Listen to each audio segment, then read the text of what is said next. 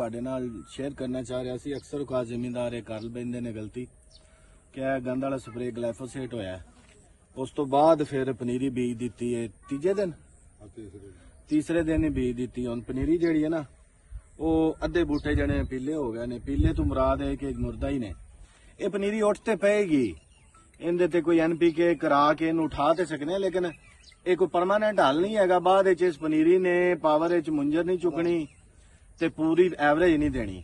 ਅਜੇ time ਹੈ ਤੇ ਇਸ ਤਰ੍ਹਾਂ ਦੀ ਅਗਰ ਕਿਸੇ ਜ਼ਿਮੀਂਦਾਰ ਦੋਸਤ ਕੋਲ ਹੋ ਵੀ ਜਾਂਦੀ ਗਲਤੀ ਤੇ ਉਹ ਕਿਸੇ ਹੋਰ ਜਗ੍ਹਾ ਤੇ ਪਨੀਰੀ ਆਲਟਰਨੇਟ ਕਾਸ਼ ਕਰ ਲਵੇ। ਔਰ ਇਹ ਕਮ ਅਜ਼ ਕਮ ਗਲਾਈਫੋਸੇਟ ਜਿਹੜੀ ਹੁੰਦੀ ਹੈ ਉਸ ਤੋਂ ਬਾਅਦ ਕੋਈ ਜਗ੍ਹਾ ਇਸਤੇਮਾਲ ਕਰਨੀ 7-8 ਦਿਨ ਦਾ ਵਕਫਾ ਹੁੰਦਾ ਹੈ, ਲੇਕਿਨ 7-8 ਦਿਨ ਦੇ ਵਕਫੇ ਤੋਂ ਬਾਅਦ ਵੀ ਕੁਛ ਨਾ ਕੁਛ ਇਹਦੇ ਮੁਜ਼ਰ ਅਸਰਾਤ ਜੜ ਤੇ ਪੌਦੇ ਦੇ ਵਿੱਚ ਰਹਿ ਜਾਂਦੇ ਨੇ, ਕਿਉਂਕਿ ਸਰਾਈਅਤ ਪਜ਼ੀਰ ਜ਼ਹਿਰ ਹੁੰਦਾ ਹੈ।